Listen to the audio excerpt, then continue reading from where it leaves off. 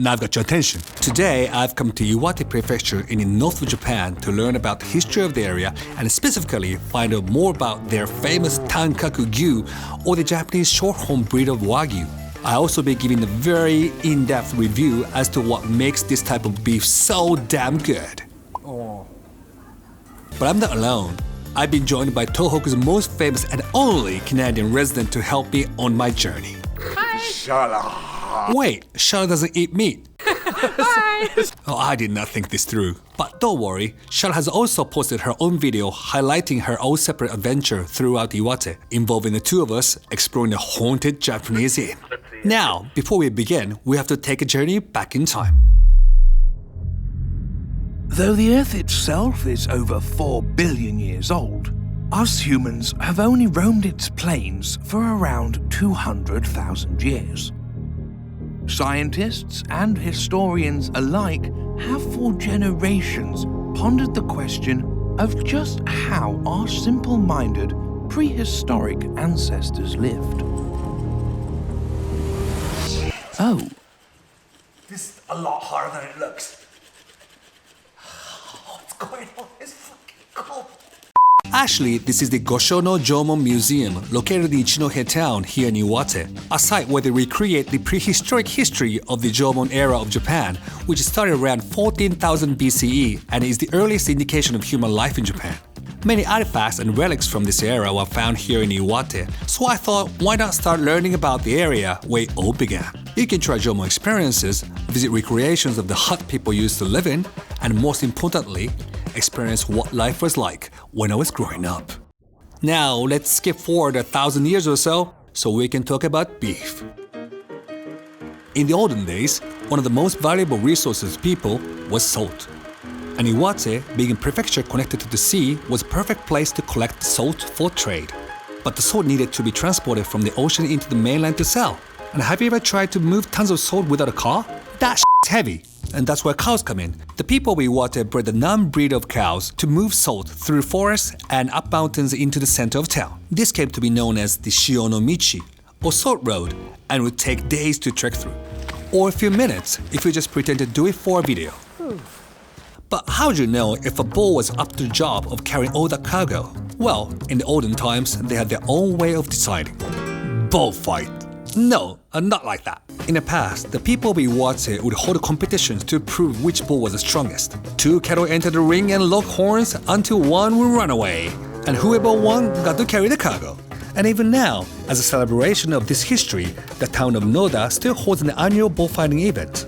But because the bulls can actually lose their motivation from losing, every fight is ended in a tie. So the art of raising cattle has been perfected over hundreds of years here in Iwate. And I spoke with a cattle farmer, Kakigi-san, about just what makes Tankaku cows different from the other breeds of Wagyu. 同じ和牛ではあるんですけども、日本でお肉を評価する場合の5段階がありまして、一番細かく脂が入っているものが5等級。この牛の場合はだいたい2等級。赤身肉で筋肉質で健康的に育っているっていうところで、赤身なんですけども、その赤身に旨味が詰まっていると。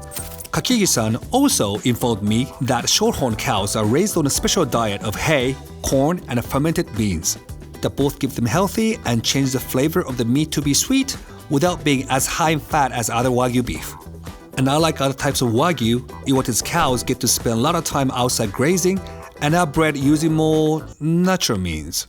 Happier cows, happier people who eat the cows. Look, I know it doesn't sound very good when you put it that way, but it's circle of life. Go and watch the f***ing Lion King. Now, before I sat down to actually try the beef itself, some of you may remember when I came to Iwate before with Chris, we came across an interesting sign. No pigs and no Japanese allowed to enter. Ever since I set my hands on this sign, it's plagued my mind. Why is it here? Who put it up? What dark and twisted history lies behind this sign? Since I just happened to be in the area, I thought I'd head over again and see if I could solve one of the greatest mysteries of Aboriginal Japan history. And as luck would have it, I managed to track down the owner. じゃあどうせ建てるんだったらちょっと面白いのがいいかなと思って考えて建てたんですよ。 Mystery solved.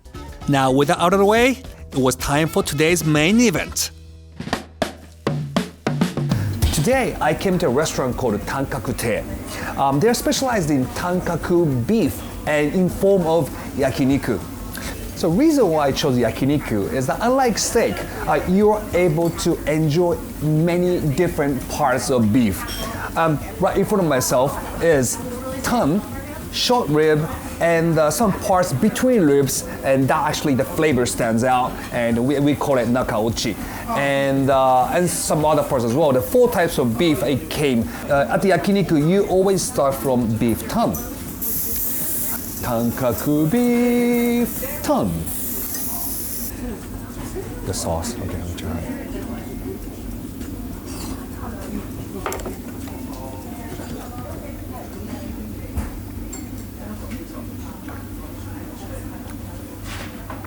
Oh, I almost fainted. I'll try the other part. This should be the short rib. It's called kalbi in Japanese. I mean, it's basically Korean, the kalbi, but it means short rib. Let's try it. So tongue is the only part that you use this sauce normally. I mean, you can try with different meat as well, but with the short rib, I'm going to use this one. This soy sauce base, kind of sweet, like a teriyaki flavor almost like. The trick is, you should not make Japanese beef well done. That's a no-no in this country. You'll be arrested. Ooh, looking good.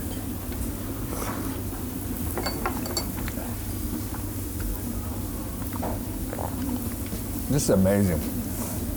Not only this is Wagyu beef, but this is not A5. This is purposely not A5. A5 meat is, as you know, you got like all the fat marbles in between the red meats. So it's really soft and tender and everything. But because there's too much fat in it, you can only have a little bit. Because if you have a lot of that kind of meat, your stomach cannot really cope with it anymore. And so like with myself being a little bit older than Chris, I cannot handle that meat anymore. So I prefer this kind of meat, like a more red meat, kind of solid, but still has got lots of flavor of Wagyu. Let me just try it again. Oh. Best Japanese meat ever, must say. Wow.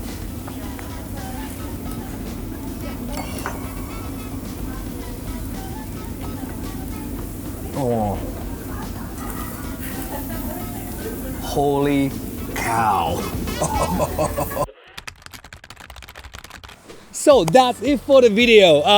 For my case, it was a beefy tour. And in your case, it was? I had quite the adventure. I went to lots of different places all over Iwate. The beef, for my case, it was just so good. Yeah. And I was so happy to actually meet the people who actually produce beef. The cow, the grow cows, and now I can appreciate the beef that I'm going to have in the future. So if you want to check out what she's got up to in her trip, and check out the link below in the description box, and you'll find out what happened to her adventure. So thanks for watching now. Hope to see you in next video of mine, next video of yours. Yeah. All right. Okay. Thanks See you for then. watching, guys. Bye.